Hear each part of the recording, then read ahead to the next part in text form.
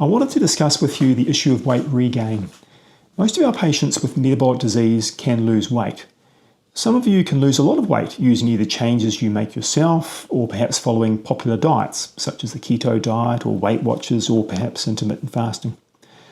What we know from experience is that even if you can lose weight, most patients find it very difficult to maintain that weight loss and end up putting the weight back on.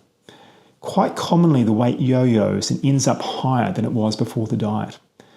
This is known medically as cyclical dieting, and it's a very real and common phenomenon. So what causes it?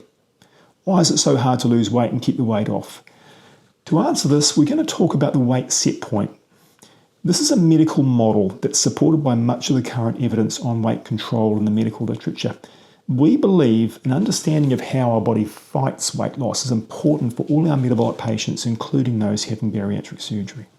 Just like all of our critical biological functions such as body temperature and fluid balance, our weight is controlled in our primitive brain, the part of the brain that we don't have conscious control over. With respect to fat storage, the most important site is a pea-sized part called the hypothalamus. We can consciously override the hypothalamus by going on a diet, but in the long term, the primitive brain controls our body weight and aims to keep this at a certain level. Our primitive brain calculates a weight and a level of fat stores that it believes is appropriate and necessary for us to thrive and be safe from starvation, and it works to keep us at about that weight. We call this the weight set point.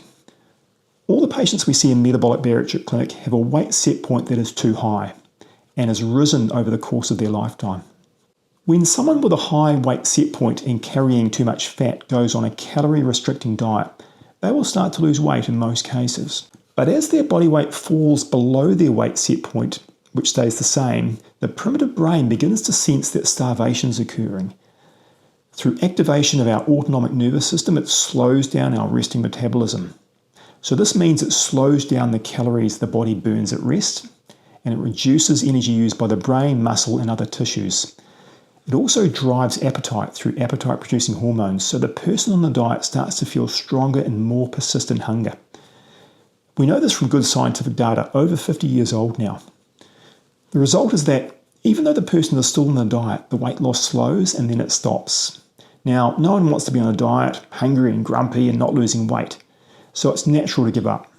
And at this point, the primitive brain realizes it's winning and the weight starts to return. And in many cases, it goes higher than what it was originally. Why is that? Well, the brain is continuously recalculating the weight set point using new information, and it isn't clever enough to tell a diet from an episode of famine. So the brain often decides to put a bit more in the bank just in case famine should return. And so this higher weight becomes the new weight set point.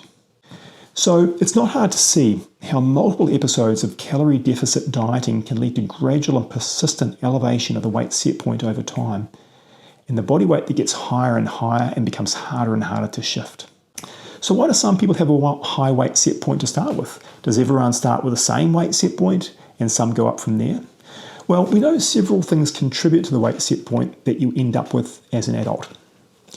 Firstly, and probably most importantly, are your genetics. We know that if there's a strong family history of high weight or type 2 diabetes in parents, then the chance that you will suffer from a high weight set point and obesity as an adult is very high. Secondly, changes to expression of genes that occur after conception can influence your adult weight set point. For instance, if your mother was under significant stress or restricting calories while you were being carried, your weight set point is likely to be higher. Thirdly, environment, and particularly the food environment in which we live, is a factor in deciding our weight set point. You could be born to two obese parents, but if you live on the west coast, say in the bush, you may be a little bit overweight, but you may never reach your predicted adult weight set point. Now, of course, most of us don't live in the bush on the west coast. We live in an industrialised society with lots of processed food, so we do end up reaching our genetic potential. Finally, as we've already covered, repeated low-calorie dieting appears to step-by-step elevate the weight set point through repeated yo-yo dieting. The only way in which your weight loss can be maintained long-term is through a reset of the weight set point. So you are no longer fighting against your primitive brain. Now, this is usually achieved by bariatric surgery and also sometimes with very concerted changes in your lifestyle pattern.